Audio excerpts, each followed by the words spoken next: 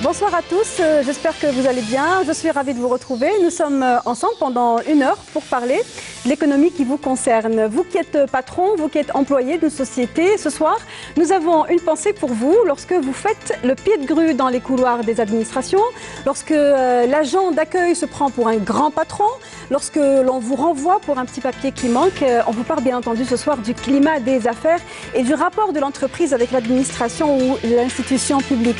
L'économie algérienne s'est hissée à la 157e place sur 190 pays cette année.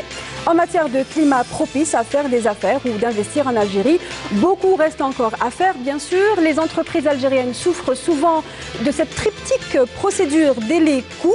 Ces 3 contraintes sont essentiellement causées par des dysfonctionnements au niveau de l'administration.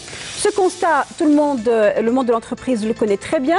Nous débattons ce soir des éléments qui créent ces dysfonctionnements, des moyens d'y remédier et puis, tension budgétaire oblige, comment y remédier et à moindre coût.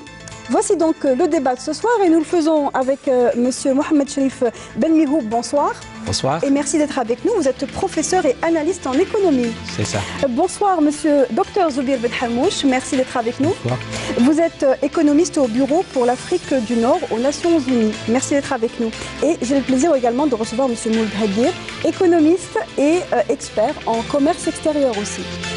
Voilà, donc hier, la rencontre matinale du Cercle d'action et de réflexion autour de l'entreprise a traité justement de ce sujet qui concerne la qualité des institutions au service de la diversification économique. L'occasion pour nous a été d'y aller et de poser surtout des questions à chaud aux responsables d'entreprise et aussi à des chercheurs également, et de leur poser la question de savoir comment ils apprécient le climat des affaires. La lecture de ce reportage est réalisée par Nabil Ketim. Considérée par la Banque africaine de développement comme l'un des pays les plus riches d'Afrique, l'Algérie paradoxalement très mal classée sur le plan de son attractivité économique. Dans le dernier rapport Doing Business, l'Algérie chute de 10 places en 2018 pour se placer à la 166e sur 190 économies à travers le monde. Sur le terrain, cela se traduit par des lenteurs, des difficultés d'accès, des blocages et une réglementation instable. Un sujet de fond qui a fait débat lors de la conférence du Cercle d'action et de réflexion autour de l'entreprise. Un parfait exemple illustrant cela, c'est les lois de finances qui se font de manière irréfléchie parfois, sans prendre en compte les problématiques de l'entrepreneur, sans le concerter et qui ont un coût réel en fait sur son dynamisme sur le marché. Je prends un titre d'exemple, donc la mesure qui voulait taxer donc la publicité donc de producteurs. Comment est-ce qu'un producteur peut se projeter dans un marché national ou international sans être accompagné, sans en plus être accompagné de mesures lui facilitant la chose. Accéder au financement, c'est encore difficile, c'est un parcours du combattant, parce que le principe, donc ce qu'on appelle les mesures prudentielles prises par les banques, ne vont pas vers l'opportunité et la pertinence du projet, mais vont beaucoup plus sur la capacité donc à rembourser éventuellement un incident financier. Le financement de l'économie fait partie des plus importantes distorsions qui caractérisent les institutions publiques. Même si pour certains, le problème n'est pas tant dans le fonctionnement des structures que dans la qualité de l'élément humain. Nous avons une problématique aujourd'hui en Algérie. Nous avons des données de sortie d'ingéniosité qui n'existent pas malheureusement. C'est dû à quoi selon vous ? Le cursus de formation et d'évolution. Des heures d'attente, des dossiers égarés, des projets qui ne démarrent pas. Voici comment sont décrites les relations entreprise-administration et la liste est encore longue. À la question de savoir s'il faut une rupture avec le fonctionnement des institutions ou de créer des changements progressifs, voici ce que dit un chercheur du CREAD. Dans les faits, on n'a pas le choix. Quand on pose la question, comme si on a l'impression qu'on a le choix, on n'a pas le choix. C'est le rapport de force entre les personnes qui détiennent le pouvoir à cet instant et les personnes qui veulent appliquer ces réformes qui va définir le mode opératoire. Est-ce que ce sera brutal ou graduel? C'est un rapport de force. Mais effectivement, c'est sur le plan intellectuel, et pour les personnes qui évitent les dégâts collatéraux des révolutions, parce qu'un changement brutal, c'est une révolution généralement dans le subconscient des gens. Pour les gens qui veulent éviter les dégâts collatéraux des révolutions, ou par parallélisme à d'autres expériences qui ont donné des résultats qui nous ont ramenés à des situations antérieures à l'immobilisme. Le graduel est séduisant sur le plan intellectuel. Si les méthodes peuvent être trouvées pour améliorer le fonctionnement des institutions, encore faudrait-il que la volonté politique suive et que surtout cela ne soit pas coûteux pour le trésor public. Voilà donc un bref coup d'œil des points de vue des personnes qu'on a rencontrées dans cet événement qui parlait justement de la qualité des institutions et de leur impact sur le vécu des entreprises. Pour commencer, pour dresser le décor de ce débat, la première question est pour vous, Mohamed Cherif Ben Yahoup, d'ordre général, à quel point la qualité des institutions est-elle responsable dans le retard de la diversification? L'État, enfin les différents gouvernements qui sont succédés parlent souvent de cet impératif de diversification. Aujourd'hui, qui est responsable selon vous?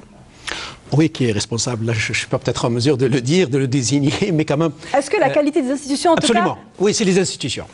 Alors, écoutez, pour parler de la qualité des institutions, il suffit d'utiliser 2 ou 3 indicateurs. On n'a pas besoin de faire des enquêtes, etc. 2 ou 3 indicateurs suffisent. Et qui reviennent dans le doing business. Même si je ne partage pas tous les indicateurs du doing business, il y a certains qui sont discutables, surtout de la manière dont ils sont saisis sur des économies, parce qu'on le saisit à distance.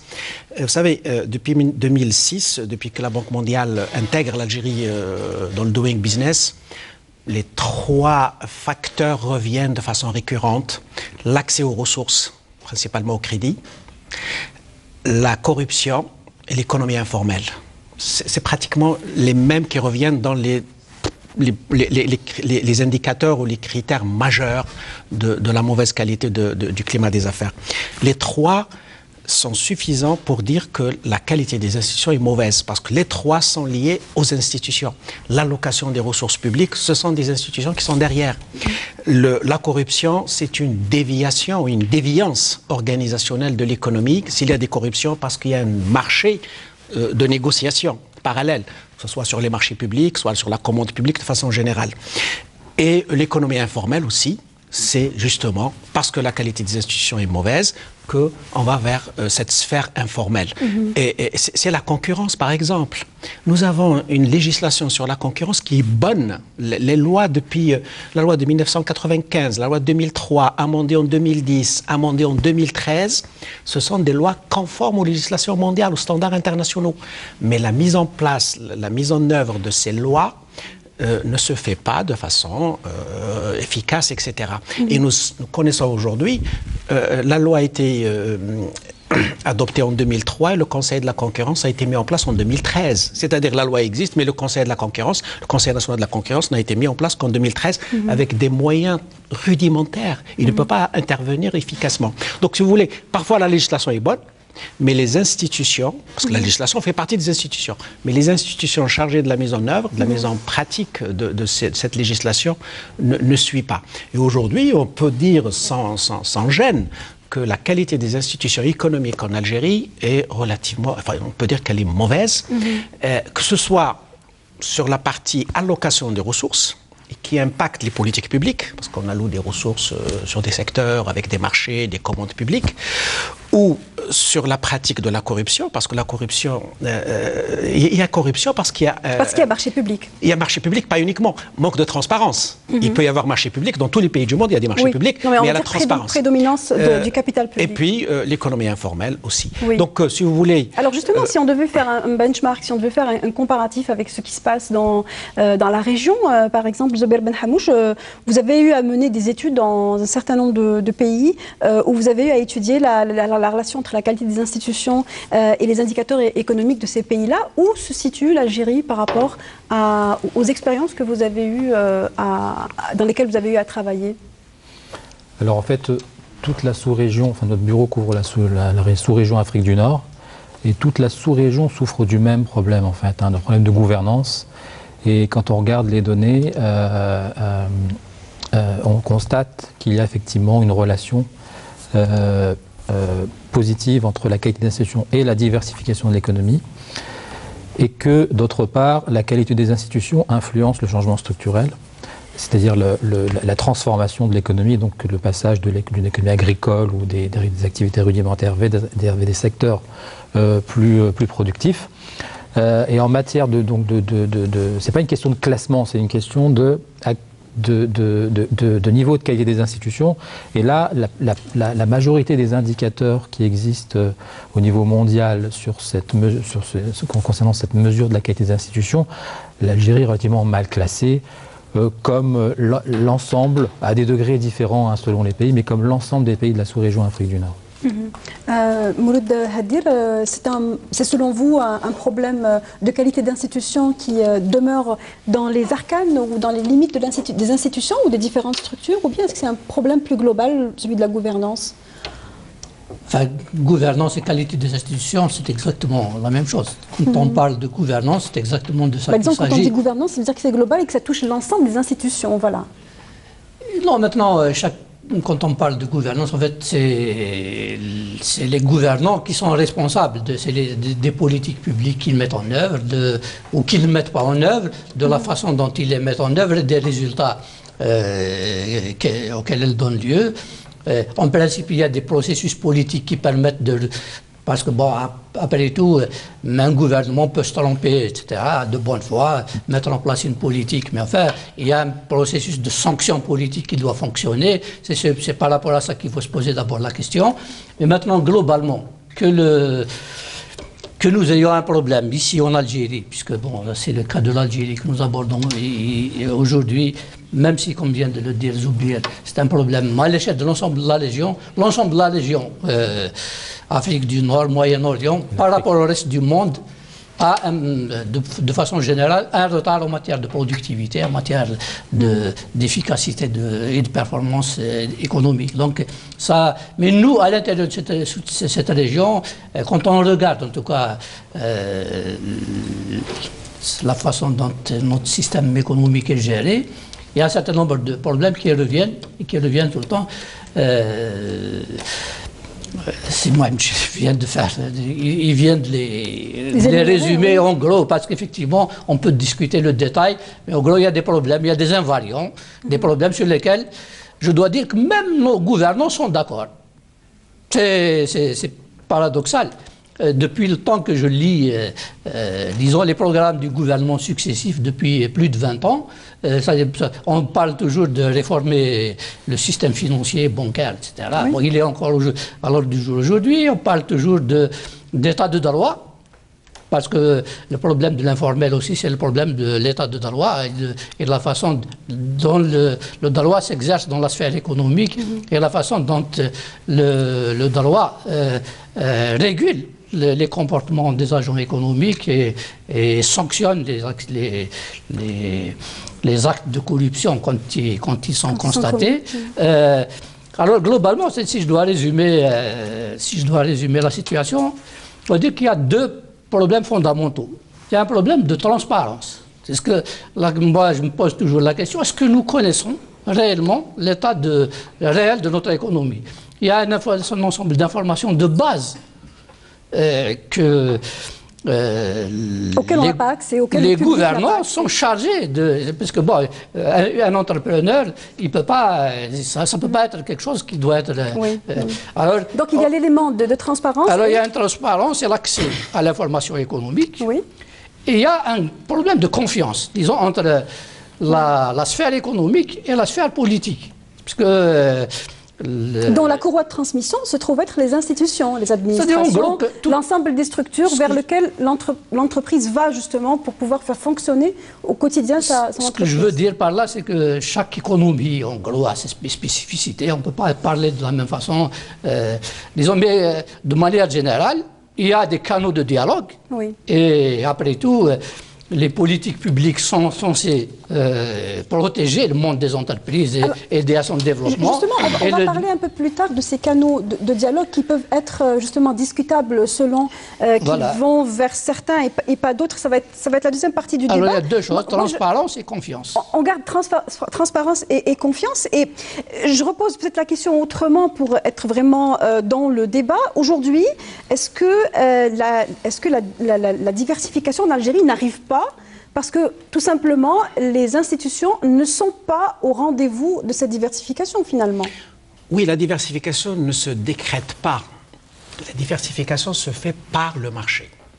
Et à ce titre, l'État, bien sûr, produit des incitations. On peut inciter les entreprises, les investisseurs à aller dans un secteur plutôt que dans un autre, protéger un secteur, mais par des instruments économiques et fiscaux, et non pas par des listes noires et des listes, des blacklists, etc. Donc la diversification ne se fait pas parce que l'investissement lui-même est faible en Algérie. Nous n'investissons pas assez. Nous sommes dans une économie pas de capitalisme ou capitalistique, nous sommes dans une économie de patrimoine. Les surplus dégagés par les entreprises sont d'abord patrimonialisés, c'est-à-dire on achète des patrimoines et non pas versés dans le capital pour investir. Là, c'est une première caractéristique fondamentale dans l'économie algérienne. Nous sommes une économie de patrimoine. Et on n'investit pas assez. Deuxièmement, pour des raisons peut-être objectives chez les investisseurs. S'ils n'investissent pas, parce qu'ils ne sont pas incités à investir. Parce qu'il y a un problème de confiance, comme parce disait aussi il y a la confiance, il y a la corruption, il y a l'économie informelle. Ils font leur calcul économique, ils préfèrent peut-être importer, c'est plus rentable, que d'investir. Donc il y a des considérations. Et ça, c'est les institutions. Nous sommes au cœur du problème, c'est les institutions. Parce qu'il y a des institutions d'allocation de ressources.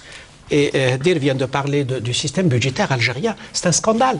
Le système budgétaire algérien n'est pas du tout transparent. Beaucoup de dépenses publiques ne sont pas dans la loi de finances. Les comptes d'affectation spéciale ne sont pas dans la loi de finances. La loi de finances crée et ferme des comptes. Mais elle ne parle jamais de la dotation de ces comptes, qui sont des instruments d'incitation. Souvent, enfin la plupart sont... Elles ont beaucoup diminué. Les comptes d'affectation spéciaux ont énormément diminué depuis que la rente a diminué. Mais ils ne sont pas budgétisés. C'est ça ce qui est important, ce qui n'est pas anormal. C'est-à-dire en termes de transparence, il n'y a pas une transparence sur ces comptes. Donc, deuxième type d'institution, ce sont les institutions de régulation. Dans une économie, quand les institutions de régulation ne sont pas efficaces, ne sont pas efficientes, donc il y a des distorsions. Et la distorsion ne conduit pas à l'allocation optimale des ressources, même du capital privé quand il veut investir, parce qu'il n'est pas incité à innover, parce que la concurrence ne joue pas. C'est plutôt, nous sommes dans des positions de capture de rente ou de situation de quasi-monopole ou d'oligopole, alors que nous sommes dans une économie qui doit être la plus ouverte possible et la plus concurrentielle possible. Qu'il y ait des positions d'oligopole dans certains secteurs particuliers. Stratégiques. Les secteurs des réseaux, etc., les télécoms, etc. C'est normal que nous avons besoin d'oligopoles parce que l'investissement est très lourd et on a besoin des rentabilités plus élevées, mais que dans les activités ordinaires, on n'a pas une concurrence vive. C'est le rôle du Conseil de la concurrence, mais pas uniquement comme institution, mais tous les comportements. Et donc, tout ça fait qu'aujourd'hui, la diversification ne peut pas se faire dans le contexte d'aujourd'hui. Alors, vous avez parlé de la prédominance justement du capital public. Aujourd'hui, c'est une réalité. D'ailleurs, la loi de finances est très peu... Enfin, on va dire que un tas d'éléments techniques concernant la note de conjoncture qui sort du ministère des Finances et la loi de finances en tant que telle ne sont pas communiquées au grand public. Est-ce que justement, on est dans une configuration d'un État où c'est l'argent de l'État en fait C'est pas normal. Ça, ce qu'on appelle l'information économique, c'est un bien public. Et comme tout bien public, il doit être gratuit ou s'il est tarifé, c'est pour tout le monde. Il doit être accessible, c'est parce que c'est ça l'instrument de politique économique. Maintenant, si il n'est pas publié dans les délais, il n'est pas diffusé, ou même, parfois on va jusqu'à le revendre dans une économie informelle de l'information, ça c'est un peu Quand vous dites revendre, vous parlez de certains médias. Oui, c'est pas normal. Oui, oui, mais on va dire que les médias font leur travail, ils arrivent à avoir leurs sources. Oui, bon, mais in fine, l'information n'est pas publique. Mais que cette source communique d'abord à l'ensemble des Algériens, parce que c'est un bien public.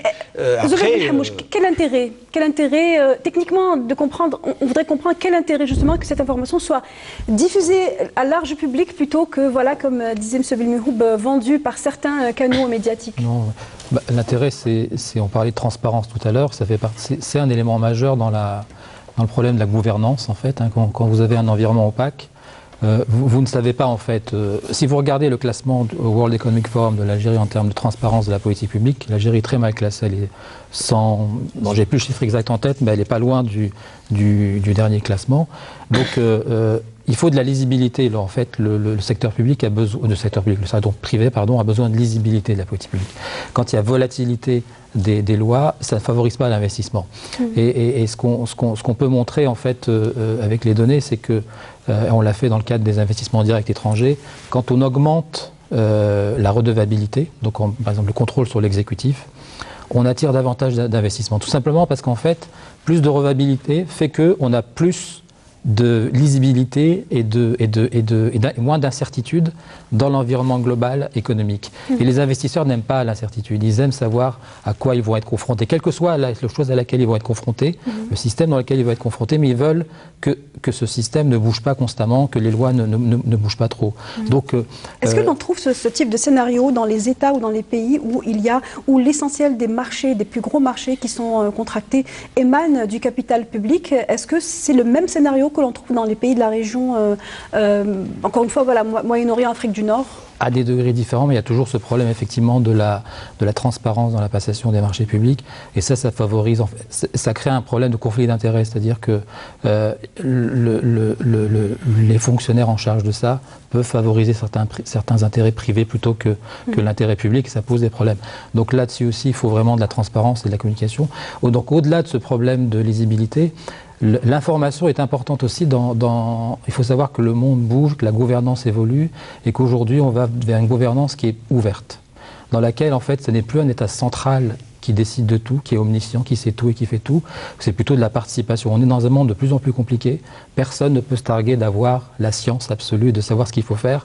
Ce n'est pas le fonctionnaire tout seul dans son bureau ou l'entrepreneur tout seul dans son entreprise qui sait. C'est une capacité collective qu'il faut développer face à un monde de plus en plus turbulent, de plus en plus incertain. Donc il nécessite des technologies de rupture qui vont complètement bouleverser les modèles de développement. Donc l'information devient en fait la véritable donnée importante pour le développement en fait. En quoi le poids du public, le poids du marché public, ou sa prédominance, est une contrainte sur le climat des affaires, on veut dire? En fait, la question il y a une double question dans votre question. Il y a la question du poids du secteur public intrinsèquement au sein de l'économie. Qui est d'ailleurs lié au fait qu'il y ait une opacité. Qui est lié au fait que la plus grosse entreprise, c'est Sonatrach, etc. Et que le secteur de l'énergie est un secteur essentiellement public et qui occupe une grosse part dans l'économie. Et ça, c'est quelque chose qui est très, très ancien. Contrairement à ce qu'on pense, ce n'est pas une chose qui date d'aujourd'hui. Depuis la fin des années 60, on a un secteur de l'énergie qui est représenté à peu près entre 40 et 50% du PIB. C'est une vieille histoire. Au début des années 70, déjà, le pétrole représentait 95% des exportations de l'Algérie. C'est une vieille histoire. Je me souviens qu'au début des années 80, déjà, il était question de développer les exportations, etc., et de se diversifier. C'est un débat qui est récurrent dans l'économie algérienne depuis très très longtemps. Oui. Alors maintenant, le problème du secteur public en soi, c'est pas tant le fait qu'il existe des entreprises publiques, etc. Le problème, c'est, M. Blimihoub vient d'y faire référence, c'est d'abord une question de concurrence. Logiquement, d'ailleurs dans la législation algérienne, c'est quand on la regarde, les entreprises publiques et les entreprises privées relèvent du code de commerce, etc. Ils sont censés appliquer exactement les mêmes règles. L'entreprise publique peut tomber en faillite, etc. C'est quelque chose de complètement... alors, ça, c'est ce que dit le texte. Mais dans la réalité, ça ne fonctionne pas comme ça. Tout le monde le sait. Oui.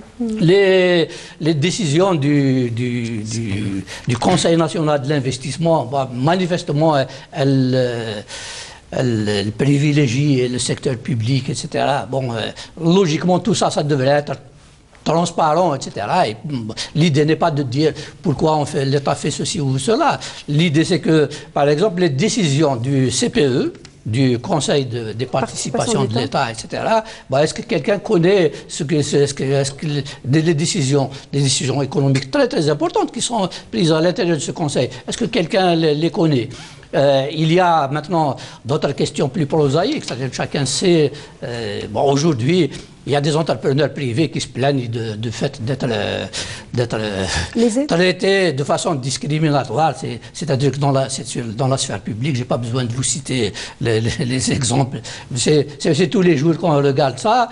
L'accès, il y a des entrepreneurs privés qui vous disent clairement qu'ils soumettent des projets Il y a des entreprises privées aussi qui vivent grâce au marché public. Non, attendez. Là, justement, là maintenant, je viens au deuxième problème, qui est celui des marchés publics. Les lois sur les marchés publics, nous d'ailleurs, on l'a tellement trituré, notre loi sur... c'est comme si c'était quelque chose d'exceptionnel, alors que les institutions internationales, comme la CNUDC, par exemple, la Commission des Nations Unies pour le droit international, parce qu'il y a une Commission des Nations Unies qui régule ce type de législation, il y a une loi type, c'est-à-dire que tous les pays, c'est-à-dire qui veulent s'inspirer, on s'inspire, c'est-à-dire une loi type qui pose les bases, etc., pour faire fonctionner un système de marchés publics, etc. Bon, il faut s'y référer une fois pour toutes. Et en fait, dans notre système de marchés publics, il y a une part majeure qui est que ce n'est pas une loi d'abord qui organise les marchés publics. C'est un simple texte réglementaire donc, qui est triturable tous les matins. Qui est modifié régulièrement. Logiquement, d'ailleurs, sur la base d'ailleurs c'est un problème légal.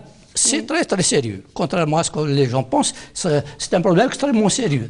Parce que sur la base du respect ou non-respect de ce code des marchés, on peut mettre même des gens en tôle pour non-respect. Alors, logiquement, seule la loi peut permettre d'édicter de tel... Alors, donc on est dans une situation d'abus, on va dire, étant donné que voilà... Disons qu'on va appeler ça du bricolage, c'est-à-dire c'est pas sérieux. Moi, c'est ce que je voulais dire, je ne veux pas en faire des procès à X ou Y, mais c'est pas sérieux, c'est-à-dire à l'échelle d'un État, ça c'est des choses qui devraient être réglées depuis longtemps.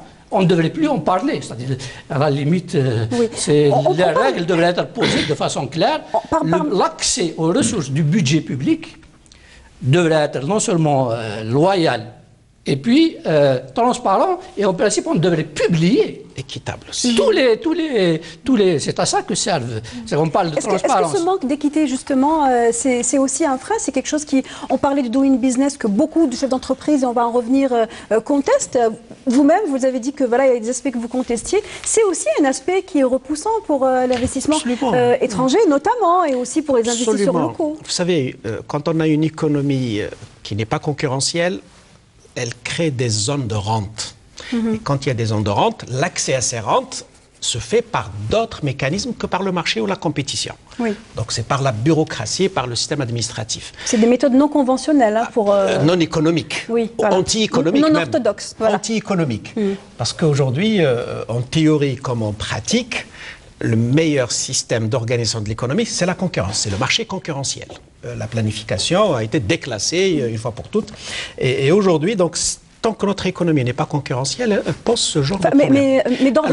Mais dans les textes, nous sommes dans une économie concurrentielle. Mais quand, je reviens pas libérale, parce que bon, voilà. Au-delà de libéral et de socialiste, etc. De toute façon, l'État n'a jamais su réellement, donc on ne va pas essayer de comprendre ça pas sur le plan idéologique. Pas sur le plan idéologique, je parle sur le plan de la régulation. Il y a une économie de marché, il y a une économie administrative. Derrière, on peut mettre ce qu'on veut. Moi, je dis qu'aujourd'hui, c'est l'économie concurrentielle qui est la plus efficace en termes d'allocation de ressources, en de compétitivité, en termes d'innovation. Alors aujourd'hui en Algérie, on n'est pas dans cette situation. Ce qui crée ces positions sur le marché qui profitent à certains au détriment des autres. Le code des marchés publics, Mouloud l'a rappelé tout à l'heure, effectivement aujourd'hui, le comportement des chefs d'entreprise publiques cherche toujours, quand ils ont un achat à faire, de trouver l'entreprise publique qui le fournit, pour éviter d'être en tôle. Parce qu'on peut interpréter ce code des marchés publics, ces règles du code des marchés publics. Donc il te dit, moi je vais acheter, même si c'est plus cher chez l'entreprise publique, je suis couvert. C'est toujours la corruption qui est en bout de fil, qui finalement, le chef d'entreprise en tout cas craint d'être corrompu. Il a craint parce que le système judiciaire ne fonctionne pas convenablement. Et donc on se protège individuellement, et en se protégeant individuellement et personnellement, il y a une inertie.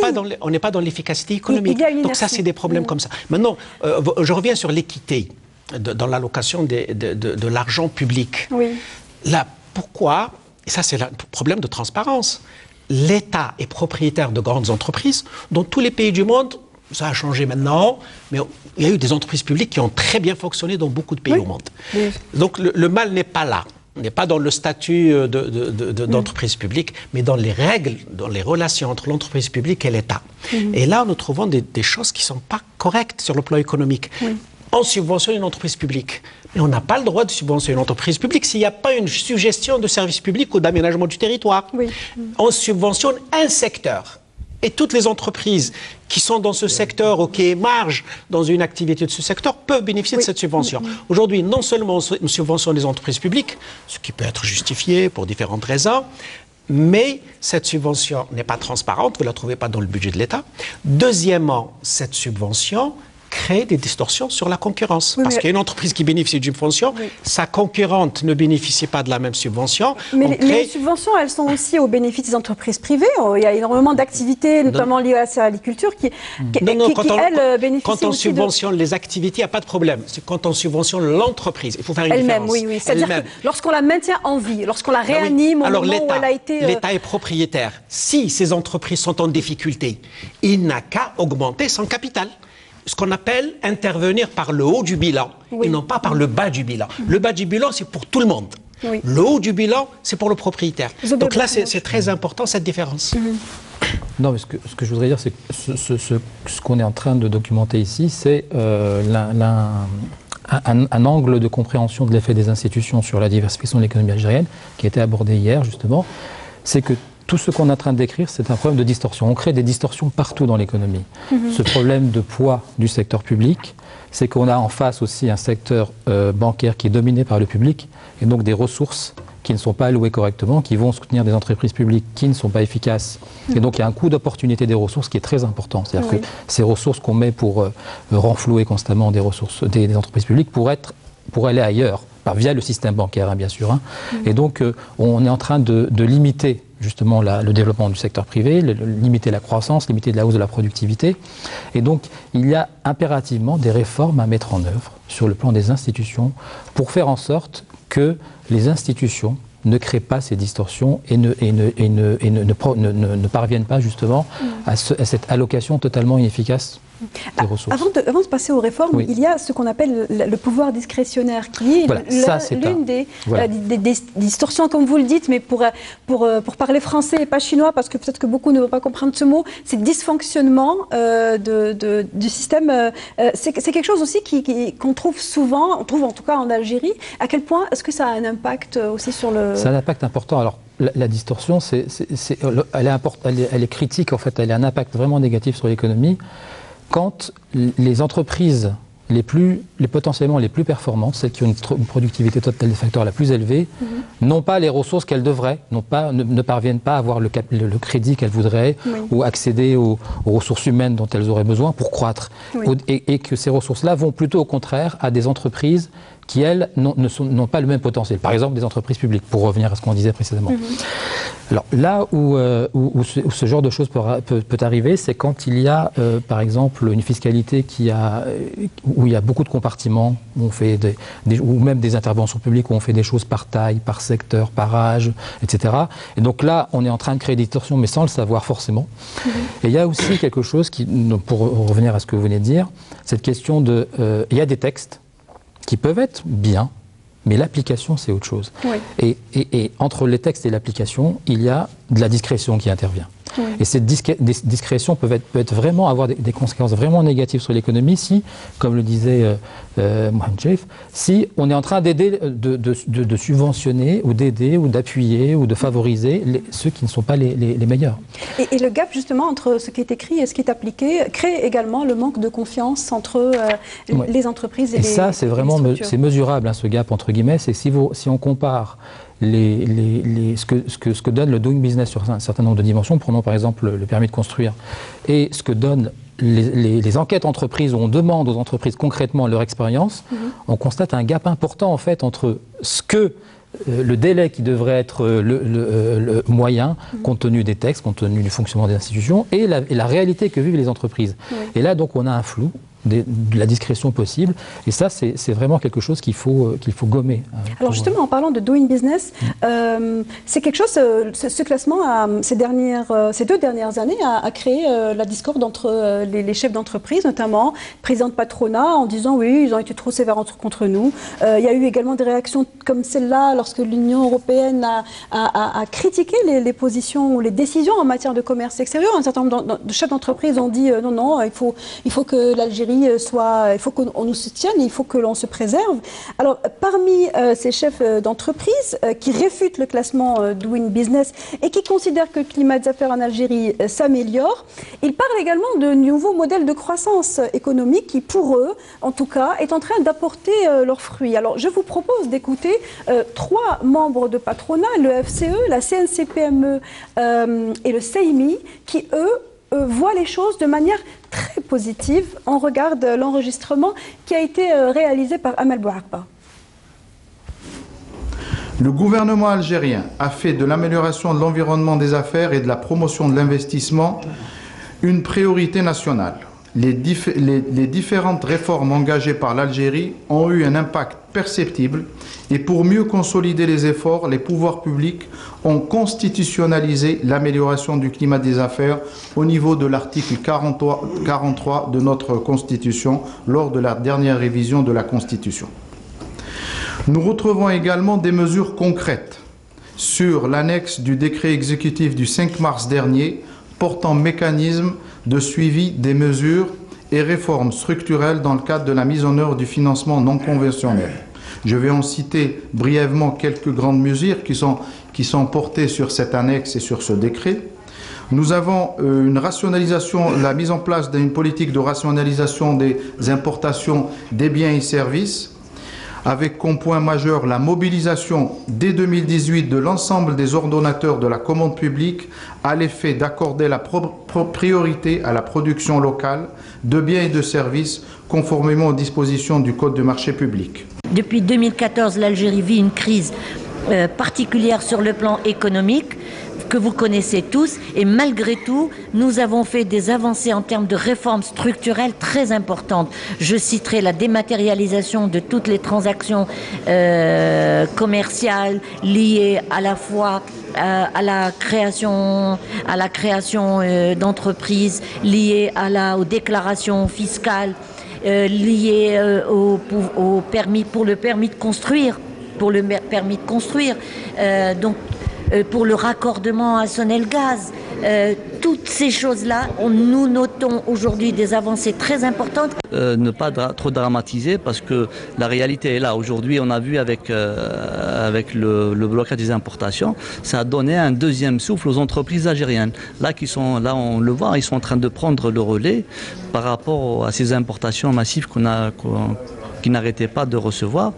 Et aujourd'hui, justement, c'est de sensibiliser les gens que c'est pas aussi dramatique que ça. Faire une situation réelle et concrète de notre climat d'affaires qui n'est pas vrai ce qui se dit à l'international. Voilà donc des points de vue qui vont à peu près dans le même sens, qui sont très, très positifs, très optimistes en tout cas par rapport au climat des affaires. On a même entendu l'un des 3 interviewés parler un peu comme un ministre. Donc il était là un petit peu en train de défendre le modèle économique de croissance, de défendre le financement non conventionnel et de dire que voilà, les choses sont en train de changer, les douanes, etc. sont en train de s'améliorer. Ce que nous ne contestons pas, ce que je voudrais comprendre, c'est comment expliquer qu'un patron d'une entreprise privée algérienne puisse parler un peu à la place du gouvernement, à la place d'un représentant du gouvernement, Mouloud Hadir. Comment voyez la chose?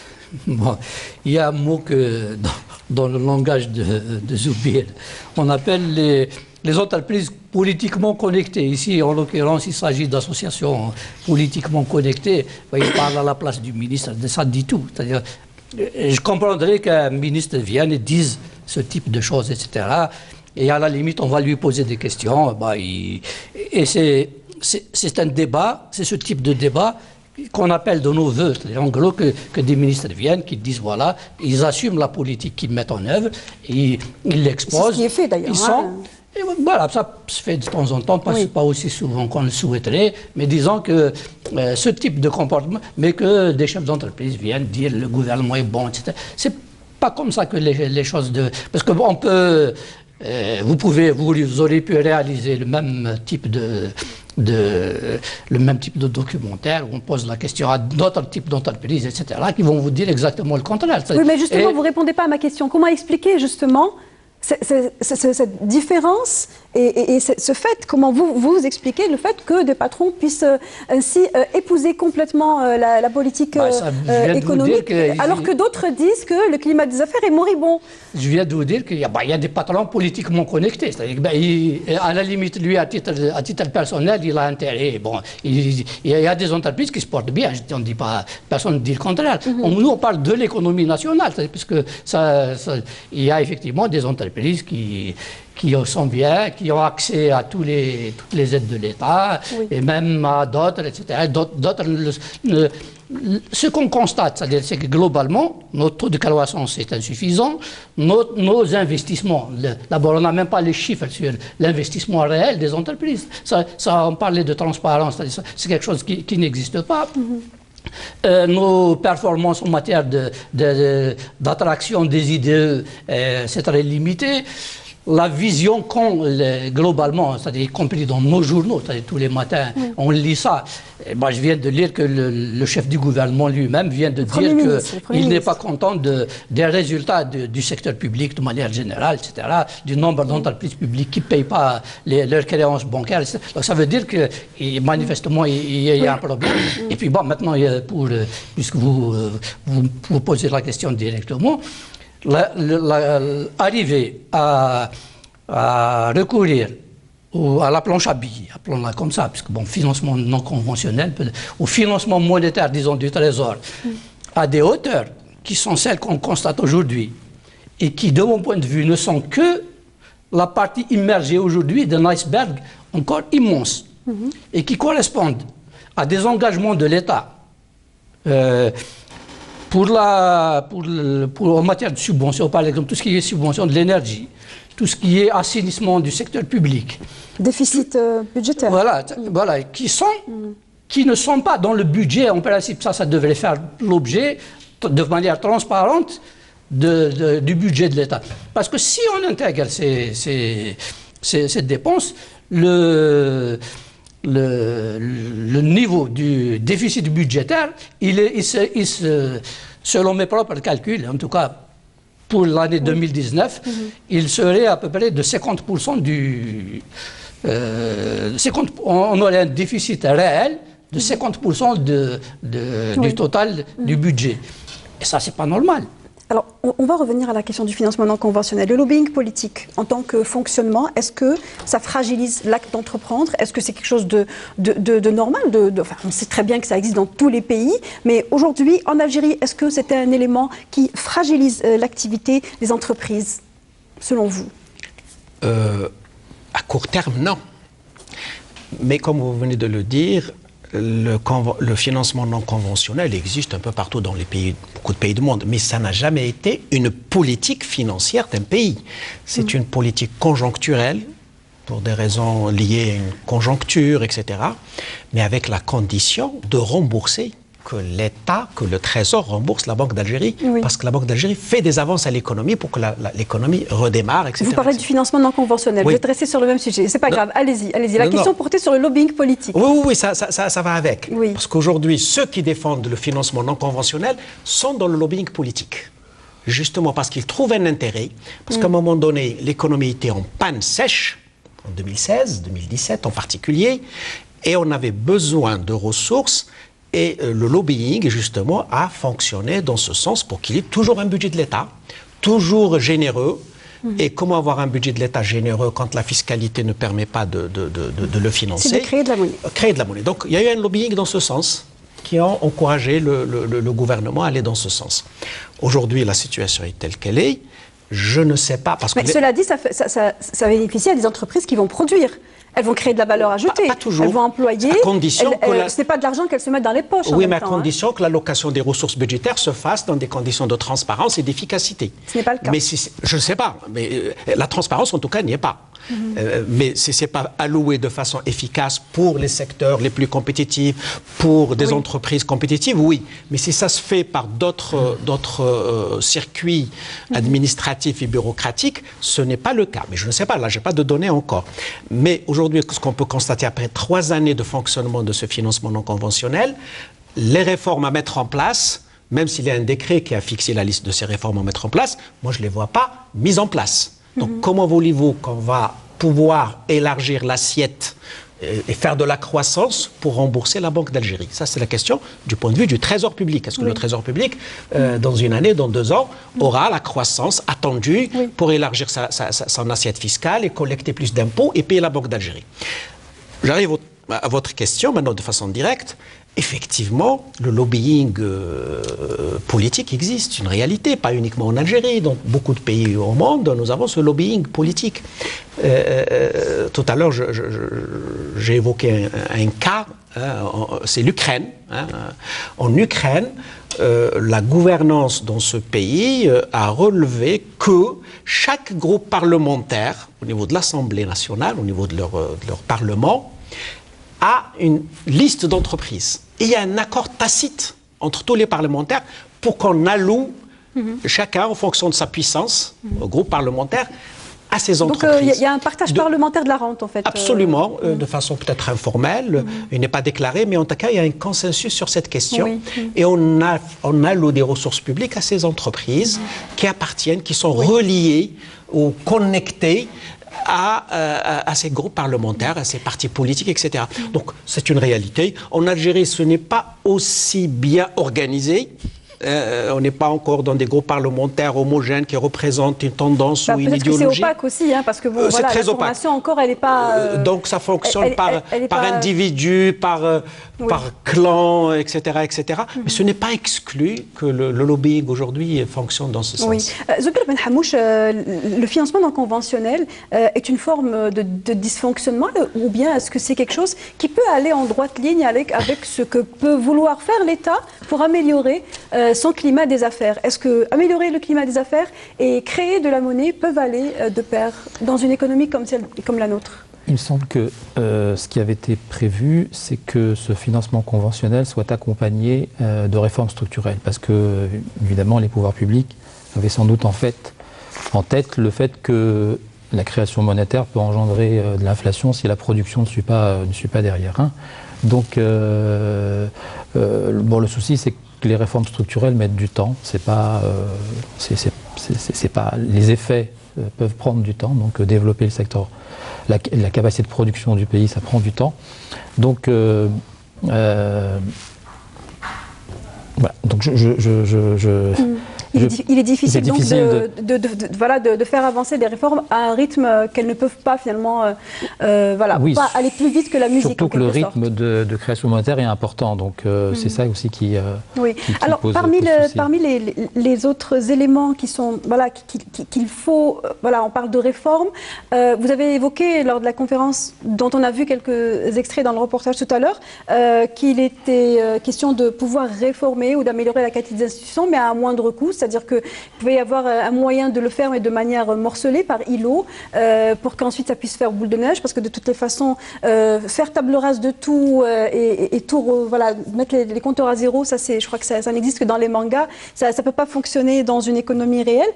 Aujourd'hui, si l'on pouvait parler de la réforme sur les subventions, par exemple, aujourd'hui les subventions des produits de large consommation et de carburant, est-ce que c'est une distorsion ou bien est-ce que ça aide l'économie?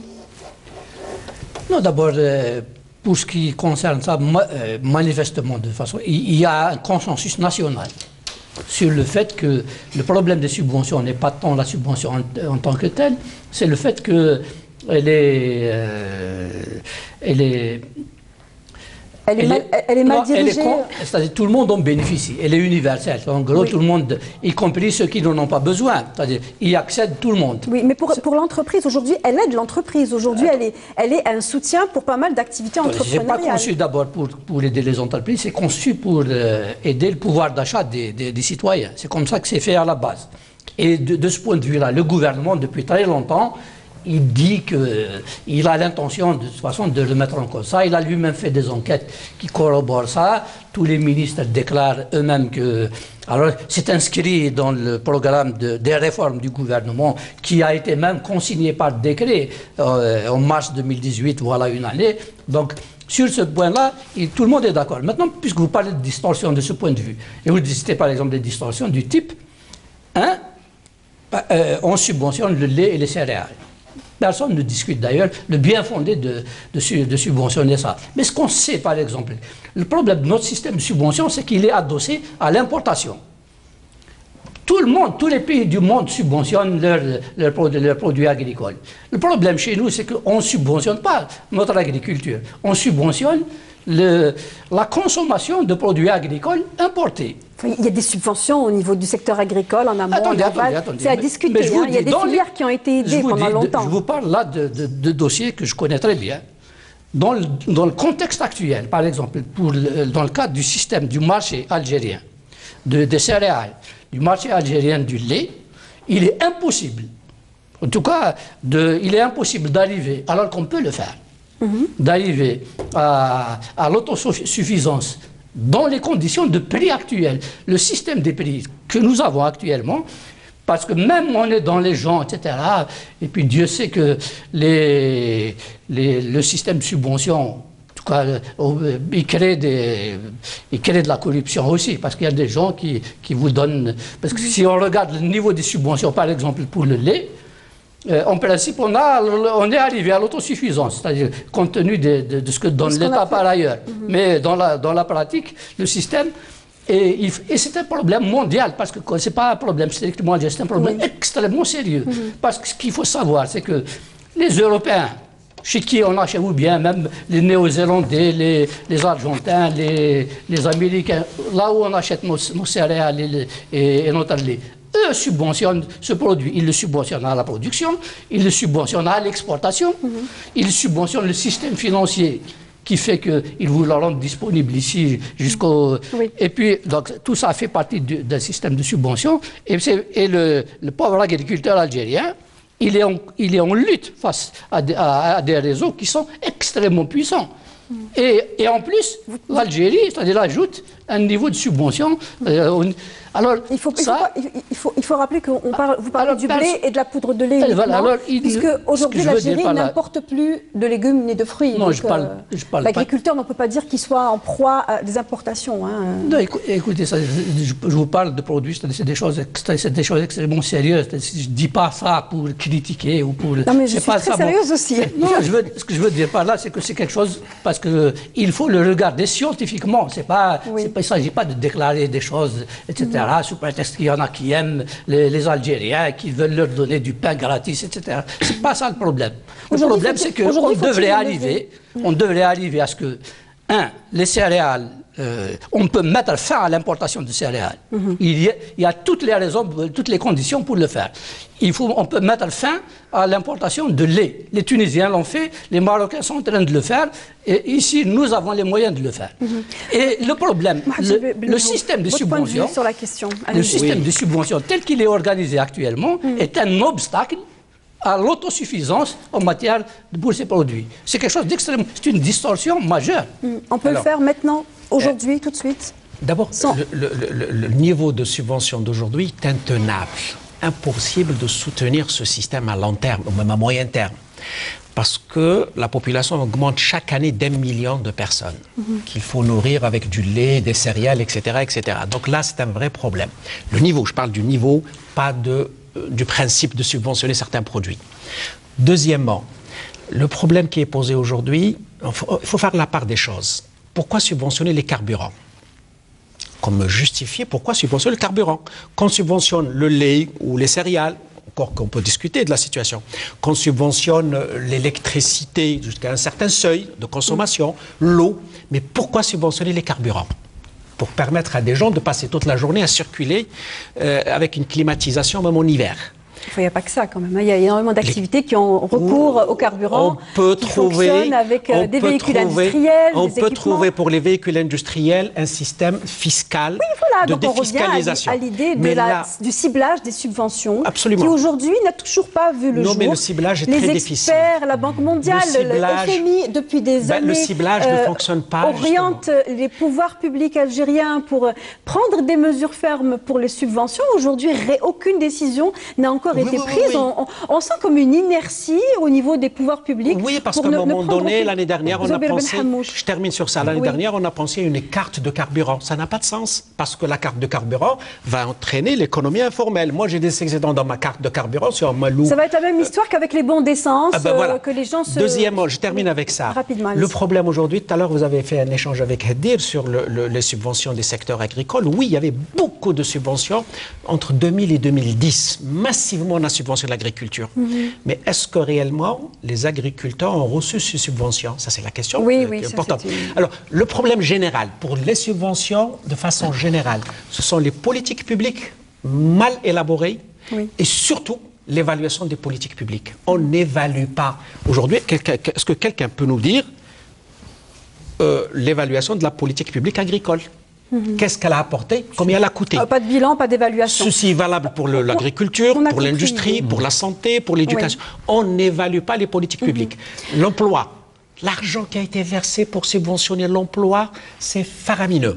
Est-ce qu'aujourd'hui, on a un bilan, une évaluation? Combien coûte un emploi en Algérie qui a été créé par les agences, etc. Mais aujourd'hui, les solutions sont bien là, elles sont devant notre nez, subventionner ou cibler différemment les subventions, notamment des carburants, c'est quelque chose qui est à notre portée.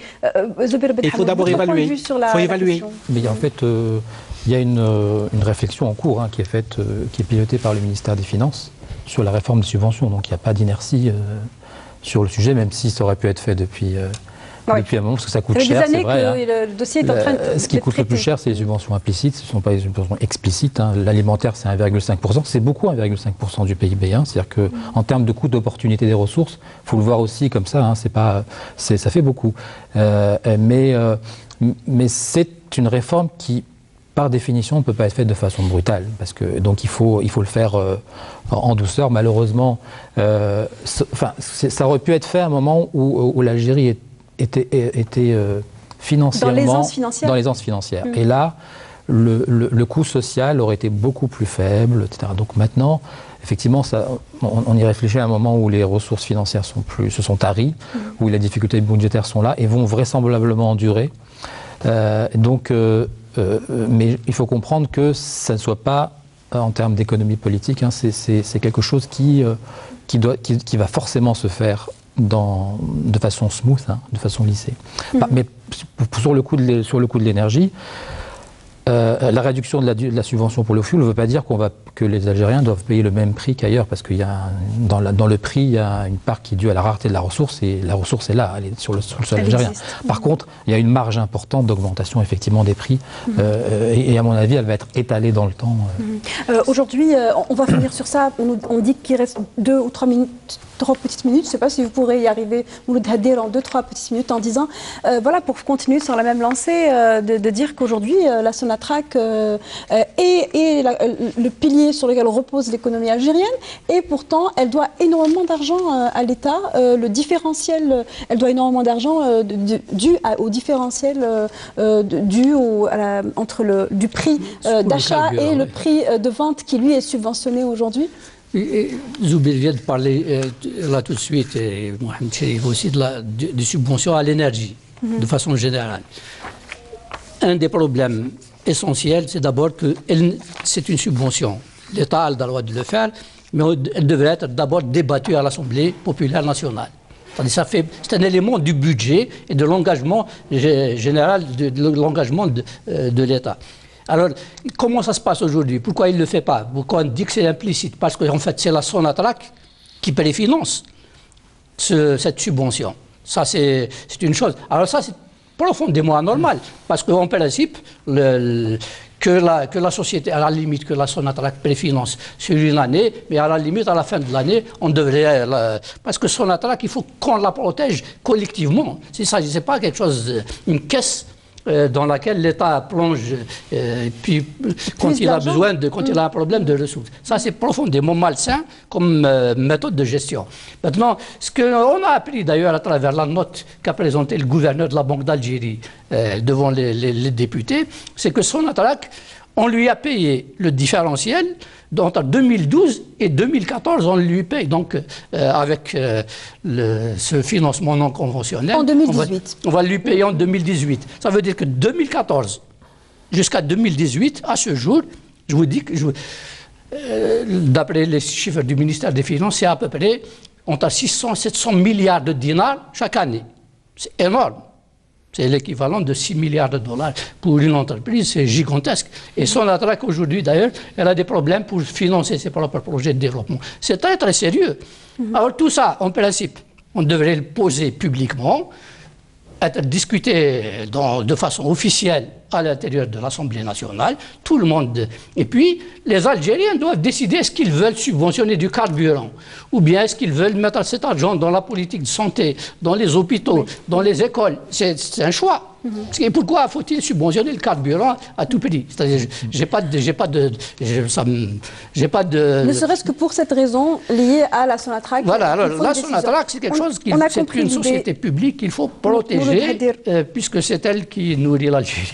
C'est elle qui nourrit. Merci Mouloud Hadir. Je suis désolée de vous retirer, de vous arrêter là, puisqu'on arrive à la fin de cette émission. On a parlé des distorsions, et malheureusement il y en a beaucoup, et une heure n'aura pas suffi pour faire le tour de la question. Voilà, on a parlé ce soir des dysfonctionnements liés aux institutions et qui entravent le climat des affaires. Et j'ai eu le plaisir d'avoir M. Mouloud Hadir, économiste expert en commerce extérieur. J'ai également le plaisir d'avoir Dr Zoubeir Belhamouch, économiste au bureau pour l'Afrique du Nord aux Nations Unies, et M. Mohamed Cherif Ben Yehoub, professeur et analyste en économie. Voilà, on se revoit mercredi prochain pour une nouvelle thématique économique et le replay de cette émission demain sur notre chaîne à 11h, sinon le replay sur la chaîne YouTube à partir de demain. Très bonne soirée à tous.